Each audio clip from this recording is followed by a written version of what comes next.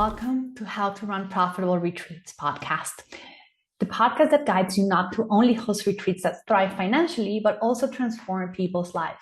I'm your host, Lainey Cavazos, and each week I bring you the best strategies and personal insights to help you create retreat experiences that transform lives, both your clients and your own. In our journey together, we'll dive into the secrets behind successful retreats, from crafting a unique atmosphere to mastering the logistics that ensure profitability. Whether you're tuning in for inspiring interviews with leading retreat experts or seeking actionable advice in our solo episodes, this podcast is your go-to resource for turning your retreat visions into reality.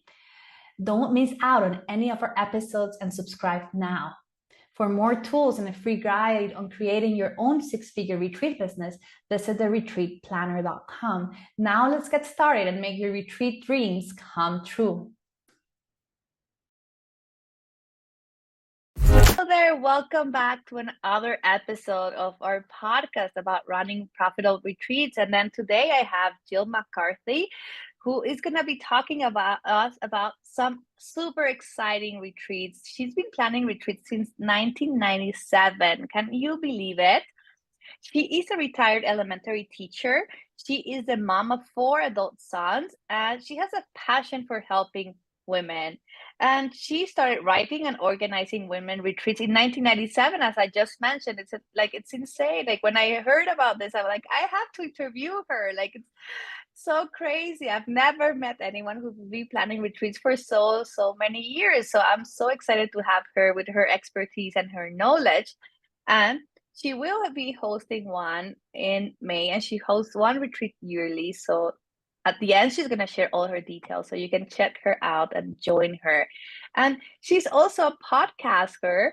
And she has a summit, and she's a summit inspirational speaker. Sorry about that.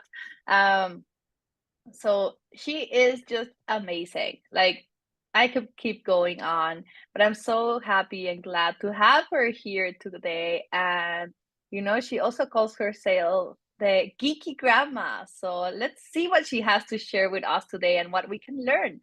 Thank you so much for being here and welcome. Well, thank you so much for having me. What a nice introduction. It's my pleasure. I'm so excited, as I mentioned, to have this conversation with you. So tell us a little bit about like these retreats in 1997. How did it started? Well, as you said, I was an elementary teacher really for my career, let's say. And about 10 years into the career, I found out I really didn't want to keep working with elementary kids. I know that sounds horrible, but I had done a little bit of adult ed, and I found, wow, I really like working with adults, and it became adult women because I grew up with all brothers and I have all sons, so my heart was hungry to be around some other women.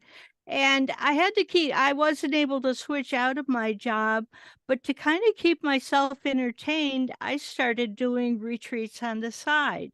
Now, at that point in my life, my kids were still home, my friends' kids were still home, and the people who were coming to the retreats, kids were still home.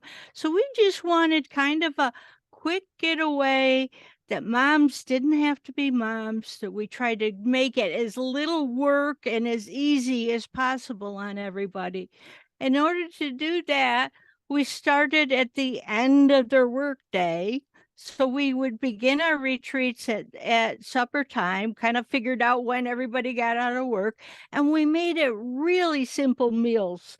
They weren't especially healthy at that point, but they were quick and easy. And I mean, like we do Friday night supper would be pizza and a tossed salad, So we made it easy. And at that point, when we had all those kids in school, you really didn't have a lot of cash flowing around.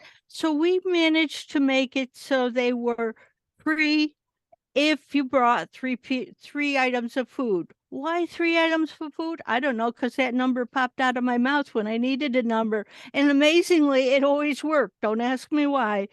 And I would find one or two gals who would be willing to do the kitchen work for us. And our kitchen work was literally take it out of the refrigerator and set it on the counter, because we do continental breakfasts and sandwiches for lunch, and we'd put a little more effort into our supper time. But the supper time, we even made that fit the theme of our retreats. So we would sleep overnight in the church. Some people slept on pews, some people brought air mattresses or cots, and that way we didn't have hotels or accommodation costs. And it I woke up. I love digital computer graphics, and I like to monkey around with that stuff. And I knew how to make a brochure.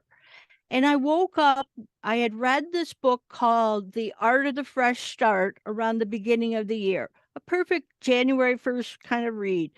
And I went to sleep, and when I woke up, I had a full 6 page, a trifold front and back, totally laid out in my head. Now, if you've ever laid one out and made them so they fold the right way and everything, that's a tough task. I had it totally in the whole design, the whole retreat designed out in my head. It was like a gift. And there it was. And I had the schedule, I knew the topic, I knew the menu, and I had it laid out so they could cut out the last page and sign their name and which items they were going to bring. And it also left them with a little list what to bring with them. And I fell in love with it. I lived for it. I mean, it was like the fastest thing I could touch on my computer to bring up that list of things. I'm a very tactile person, so I made the activities very hands-on. Now, because I was a second grade teacher, some of the things might have looked like second grade items, but actually the content was adult and was appropriate, but they were easy to manipulate and handle. And that style really fit some of my women who never had anybody present a lesson in that manner. And it just was a fun time. And I did them once a year. For a while I tried twice a year, but I couldn't handle much more than that, working full time and with kids and everything. But I longed for it. I looked for it. And then finally we got some people from other churches came in, and then they started inviting us back to their churches. And what happened is I missed doing it once a year. It was too long to wait to the next year. So I started a small women's group in our church, and I kind of groomed them to become my helpers at the next retreats. And I would help them find their gifts and their talents, and I would help to encourage them. I was being a grandma with a nudge even before I was a grandma, but I helped them to feel confident and help them to see what they were good at.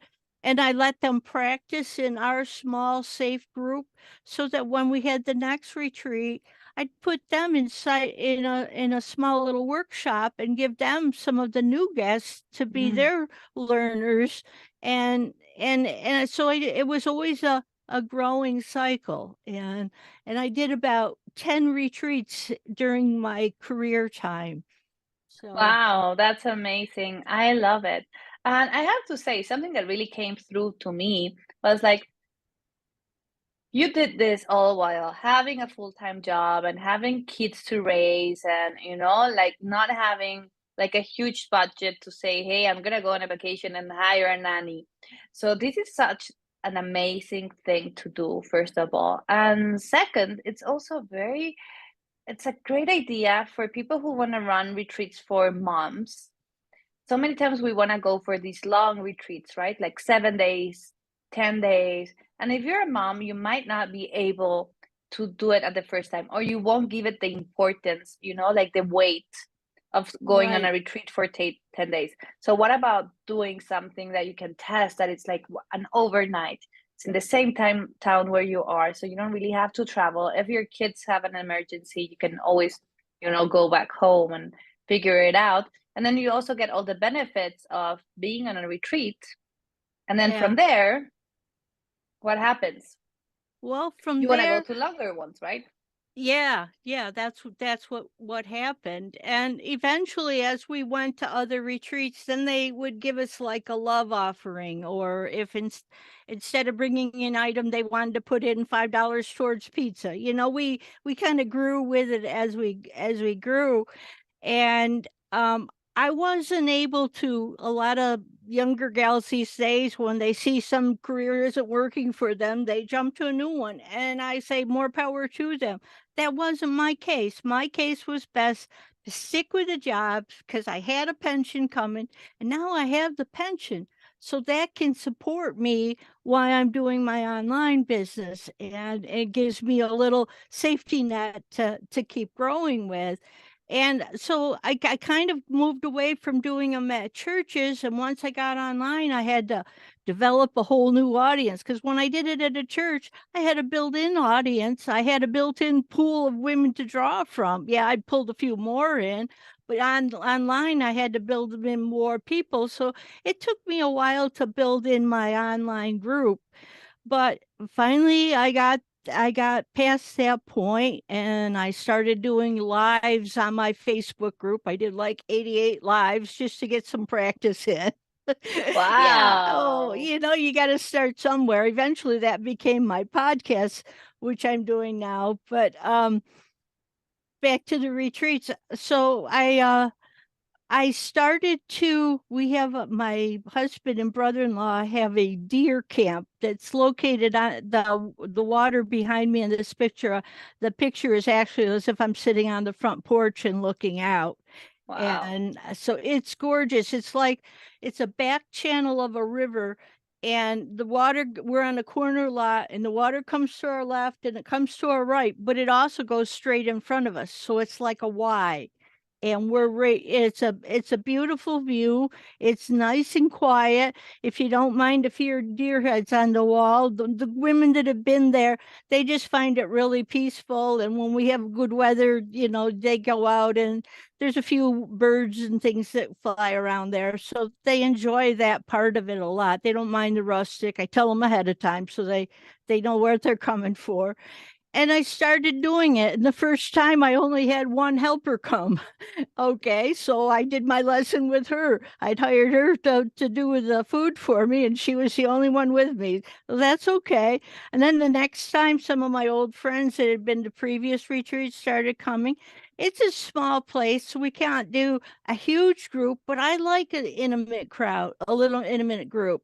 And I really like to know the women and know what they're about and what their lives are about. And me being the geeky grandma, I had to add my tech in there somewhere. So I started having one of my speakers for the retreat came in virtually through Zoom. And then last year I went to a hybrid retreat where not only some of the speakers came in, some of the participants came in through Zoom. So Mhm. we had they had the benefit, and because I'm kinesthetic and my part of the retreat, I do a lot of things with hands. I would mail them a box a week ahead of time so that when we were doing the activity, they already had their materials right there in front of them, and they could do it with us. And if they wanted to sit with us and eat while we were eating, they were welcome, or they could go take a little break and come back. And I ran all of that off of my phone. Do you remember that, where you can make it where that's your hot spot? I mean, Yeah. because the camp didn't even have internet, but I paid to have my phone do that. I didn't know how many people it would be able to hold, so I kept my numbers a little artificially small. But we had a lot of tech issues the first hour, but hey, you get through it, and it makes good stories. So that's what's happening. So this is the fifth on scene for the camp, and we're looking for a bigger place. I really want to start going on the road, going to events to fill me up, and then going to another event and pour me out. And Right. that's my heart's desire.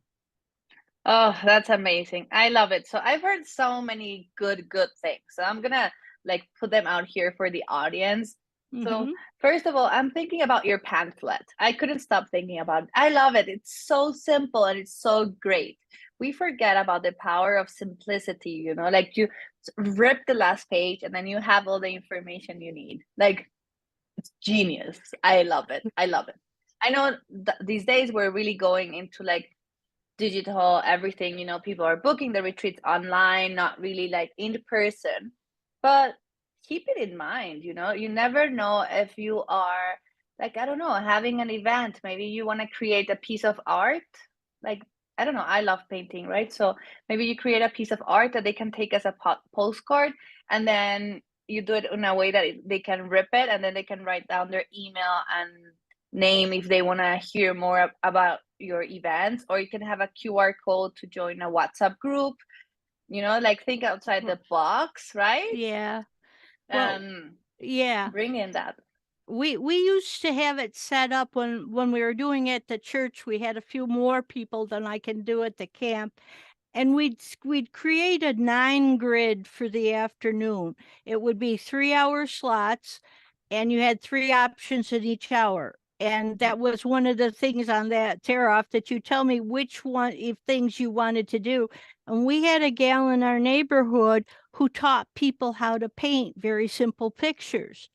And if you wanted her, there was a small cost for that, big for her fees, but then you filled all 3 hours, and at the end of the retreat you had a finished Painting. painting that was Mm. yours to go home, and it looked really great because a professional was walking around, and that was one of our favorite events. And that a lot of people we had a lot of people sign up for it. And if they wanted to spend their 3 hours doing one thing, that was fine. That means it was easier on book, on managing. But so we really like to use whatever talents the local people have. Like the one gal that I kept encouraging, she was a really great seamstress, and she liked to do quilting. She didn't even see that as a talent. But we eventually had her. She would have a small group at these retreats, and you do them some sample quilting things with them. And she made like a huge banner for the sanctuary. And even up on my wall here in my office, she had the girls put together a small quilt for me. She had each one in the retreat do one thing in the morning, and then the group did the quilting to learn the quilting part. And I have it on my wall, and it has their names on it, and it has what was important to them at that time. And that's a special thing. I I'm I'm a little more led by the heart, I guess, even than the pocketbook. I love these people. I love investing in their lives, and I love to watch them grow. And I've got one gal, I've done 15 retreats. I'm not sure. Last time I counted, she's been to 8 of them. But I've watched her grow over the years. When I first met her, she wanted to be a nurse, and she was in the middle of taking all of these units. She was doing like an online unit kind of thing to become a nurse. So she ended up sitting at a nurse at one of my workshops. I didn't plan that, but there she was, and they inspired each other. She became a nurse, and she got remarried, and her husband got sick, and then her husband died, and now she knows this time is hers to do things that she wants in her adult senior citizens homes. She's running mini workshops in the in the little rec rooms at there. And the training, it's hard to say what's credit to me or what isn't. I don't know, but she learned that she was important. She learned that her time and her skills was important. So this time when she's now, yeah, she's sad. She lost her husband, and who wouldn't be? But she's also been buoyed up along these years to know, hey, I count. I've got stuff to offer. My life isn't over, and I want to keep going. And it helped her transition through life. I like to Uh, touch lives. Oh, that's amazing. I'm getting goosebumps all over my body. It's insane. And I have to say, this is like such a beautiful turn of our conversations. And I don't like to schedule or plan our like podcast episodes. It's like we have a conversation, we like, oh, maybe we talk about this, but then if it goes somewhere completely different, Oh my gosh, that's amazing, right? And this is exactly where we're going right now, and I am loving it. I do feel that this is so important, like to get people to feel important, that they matter, right? Like you matter. Like if you're listening to this, you matter. Like you're supposed to be doing something that fills up your soul. You're not supposed to be doing something just because you're supposed to be doing it. That's Right. that's done. That doesn't exist. It's not good anymore, right? So No. this is an invitation for anyone listening to this. Make sure that what you're doing makes you feel great, that makes you feel like you're accomplishing something, that you're fulfilling your heart, like, and you're not doing it just because someone else told you to do it. Go and follow your heart, right? And Yeah. because of this, I want to tell you this story, Jill, because I think it's so beautiful. I have a great aunt, Uh-huh. and she was like married to her husband for so many years. They raised three kids, like the kids are like super perfect, very extremely neat, maybe a little bit too much, you know what I mean? Like very perfect kids, like great scores in school, like everything, like, by the book. And she was like a stay-at-home mom, but at the same time she was like one doing the accounting for her husband's business, right? And so she was helping there, but and he was a very nice person, but he didn't give her any like value. For him it was like, well, this is a normal thing you're supposed to be doing, kind of thing, right? Like, right, like, oh, don't worry about that, right? Like kind of like dismissive in a way. Not He was not trying to be mean or anything like this, No, but it was just for what way things were. exactly, right? And then he got cancer. She really took care of him until the last day, right? And she was so nice to him and it was amazing. And then when he parted, surprise, surprise, she became a completely different person. Like she really found herself, like now she reads the newspaper and she likes to talk about the news and what's happening in the world, right? And before she would never do that. And she's such a positive person. Like I love seeing her because like every time I see her, and she's like 83 or 82 or something like that. And every time I see her, she's like, "Oh my gosh, you look so beautiful." Like she's so like all over the top, and she's always like, "Oh, you're so precious." And like she's so so nice. But also you can see how she like transformed Right, who right. she is into such a beautiful being of like freedom, right? She goes now to the beach with her friends from like middle school, right? And they all go to the beach for a week and they have holidays together, and I'm like, "Oh yes." Yes, go for it, girl. Exactly, right? So it's all about this purpose and this passion. And for example, I love that you retired, and you could have just retired, right? Yep, I could have. I And then retired early for this. you chose to like really embark yourself into this journey of something that really feels your soul. And now you don't have to be teaching classes or anything like to kids, and then you can really teach now to adults, and it's really what you wanted, right? So Yeah. it's amazing that you're really you're taking you to where you want to go. And then everyone else can get on the boat. I'm not saying like, oh, let's be selfish and just think about ourselves. It's just like if you become better, if you fulfill your purpose, what happens? Then everyone else is gonna feel it, and they want to join because it's such a beautiful and fulfilling thing to really know that you are doing what you love, right? Like I love traveling, and I'm like, I do at least one trip per year, like international, like at least, like right, like, and I'm doing less because like before I used to do one every 3 months, but now I'm like, okay, I'm setting I'm like working with the business. I need to be more present with this, right? So I'm like, okay, maybe not so much, but I'm like, I'm doing this, right? And for me, it's not even like a question anymore. It's not like, it's not a luxury to travel. For me, it's part of my lifestyle, All right? right. So bringing the things that really bring love into you and into what you're doing and making it a lifestyle, not a Right. sporadic thing, right? Yeah, you got it. You got it. Oh Uh, my gosh, your story just inspired me so much. I love it.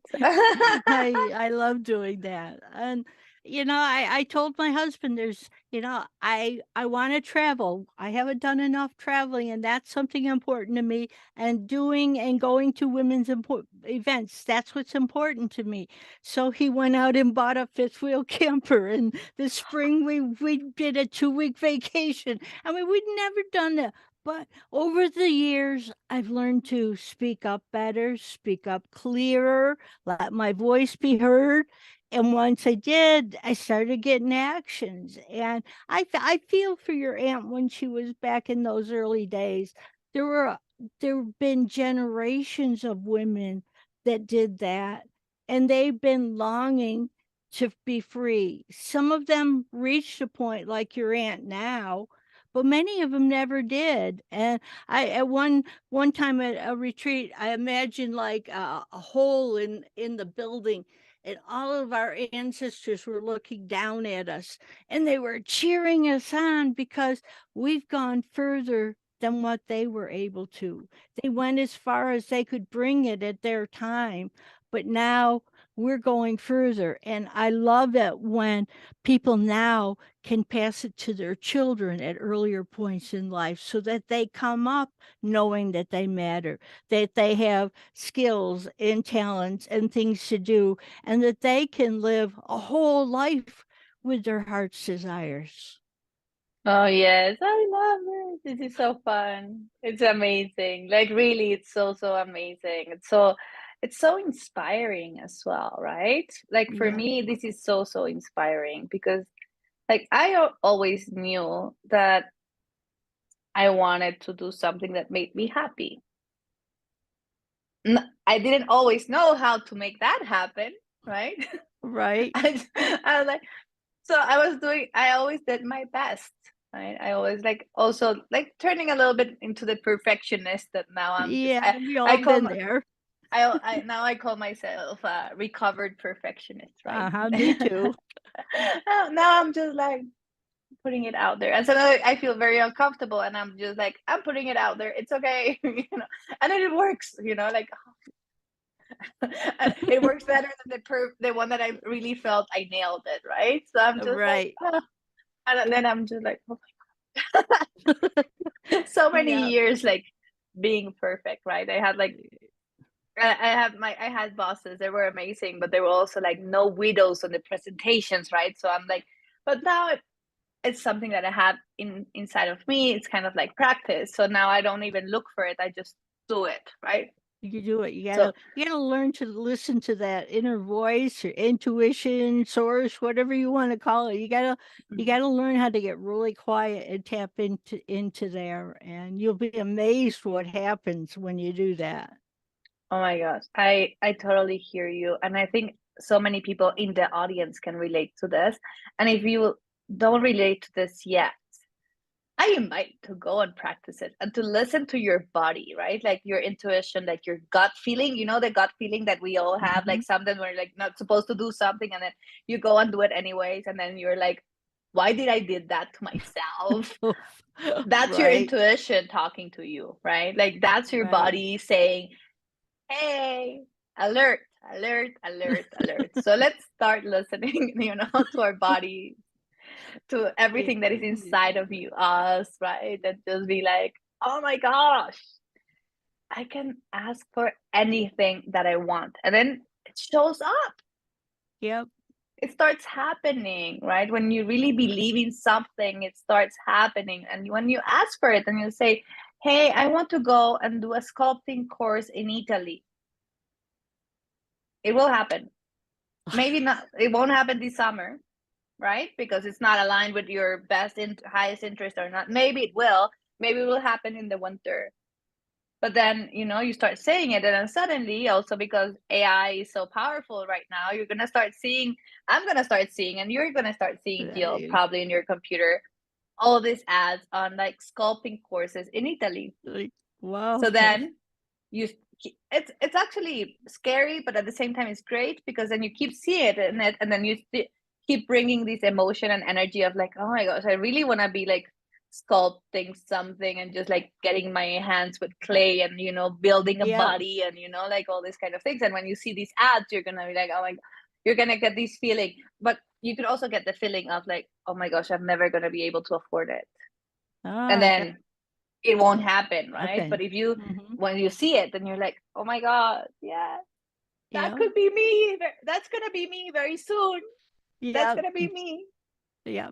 Feel the clay on your hands. Yeah, exactly. And then, that's when we can utilize AI and all these ads and tracking and algorithms into our advantage, right? Yeah. You But, got it. but sometimes it's a little bit scary too, I have to say. But, you know, Yeah, yeah, let's see. you have to be open to see it. I think when you see it, there's a lot of it around all the time, but when you're in that mindset to see it and to look for it, then you realize there was a lot more there. It's kind of like when you buy a new red car, everybody has a red car. As when you're Oh, yes. driving down, okay, the reticular activating device in your head is looking for it, and it'll keep searching and finding. And you're right, that all works along the same principles. So, but it's really I, neat. I I love this example about the red car. It's amazing. Yeah, It's such a great example. I think everyone has lived an experience like this that, suddenly you're like, I don't know if it has happened to you, but it has happened to me many, many times. There is one street next to my house that I pass by maybe twice or 3 or 4 times a day. And sometimes I am just like in a different mindset or whatever. And then I see something and I'm like, I've never seen these before. And I'm like, and it's not new. It's not like they right. just put it up. It's probably been there for years. And I've been passing through that street for years. Like There's like it's a street I have to pass by. Like there's, like there's no other way. And I'm like, how is this possible? That I didn't see it. But really, because we only now, see like a piece. yeah, now you were ready for it. Now you took a extra moment to look. Who knows what it is? I've had that happen too, but I think it's like this is going to sound silly. In the morning, I look at my Facebook, I look at my email, I look at Instagram. That's my wake up. And I was looking at Instagram this morning and I says, wow, there's an awful lot of interesting ones on here. Wow, they're all the things about that I like. Wow, this one's really cool. I've never had a day with so many. It isn't that Instagram changed, it was that I changed, that I was at a ready point, that my energy had changed, that I was getting more specific about what I wanted.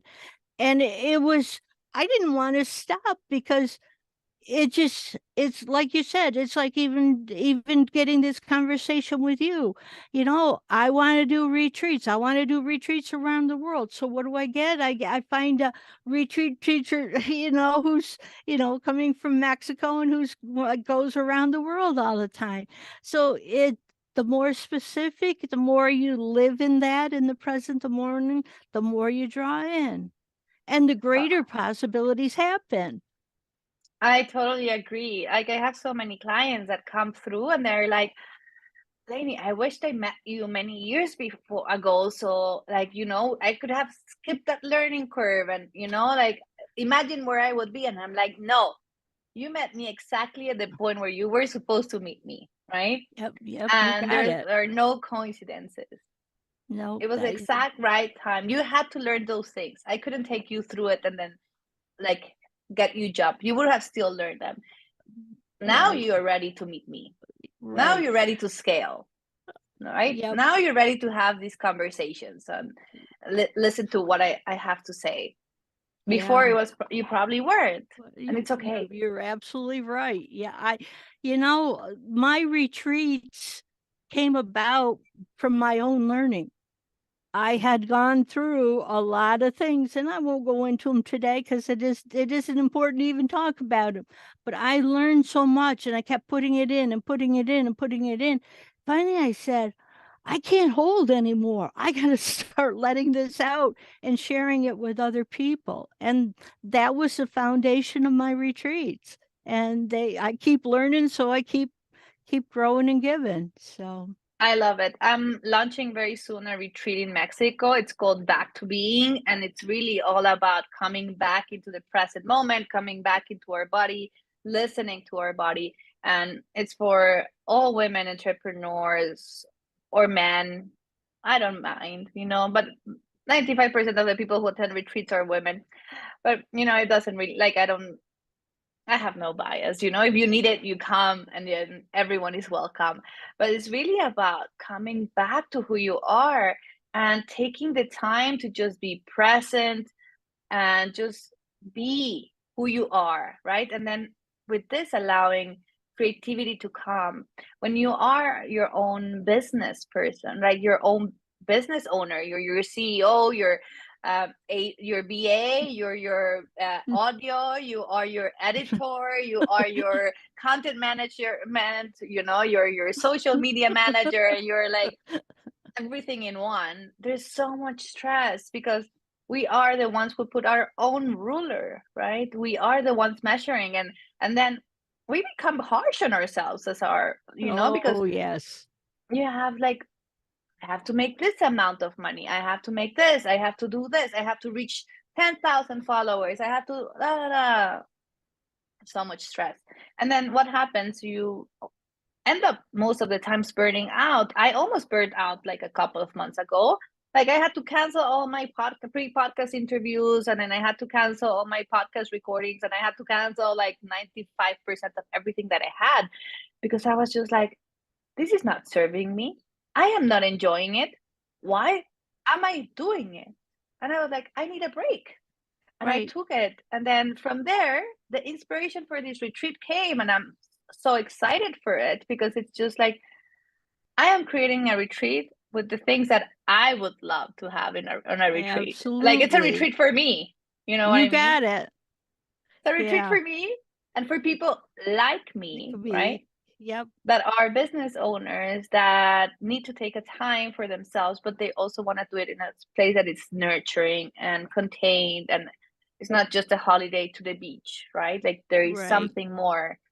Like there is magic that is gonna happen, right? Like I You work a got lot it. with sound, and like all this kind of like spaces where you can really drop into the body and like Oh. allow it for it to come. I'm so excited. I'm just like, oh my god, yes. You're getting me wound up. That sounds amazing. Yeah. I'll send you an And invite. So, maybe you want to come to Mexico, and there now that you uh, want to now that you have this focus on traveling more. well, okay, we'll see what happens. It's amazing. But I did another podcast for someone else this week, and this is kind of new territory. I've done it some, but not. It's starting to be a little more. And she was listening to me. She says, "You just went inside of yourself and listened to what you want, and it comes out easy." And she just says, "You're just being you, and you're not fighting it anymore. And you don't have to do 90 million things. If doing one thing really makes you happy, do one thing. You don't have to burn out." And I think everybody should have one mental breakdown in their lifetime. The second one's pretty stinky, so don't do that. But sometimes it helps you. Sometimes it helps you to well, I say that a little tongue in cheek, but you have to let go of your parents' rules. There's a point in your life where you say, "No, I'm not doing it their way. This is my house. This is what I want to do, my family, my life." And then, you learn things, and then you can say, "Now, where do I want to spend? What do I want to invest my life in? What do I want to be doing?" And as you I get a love little this. and as you get a little older, you don't need to worry what other people think. They may not like you. They may think you're nuts. That's up to them. That's your choice. I'm going to keep going. And if somebody likes me, then I'll draw them in, and it'll be fine.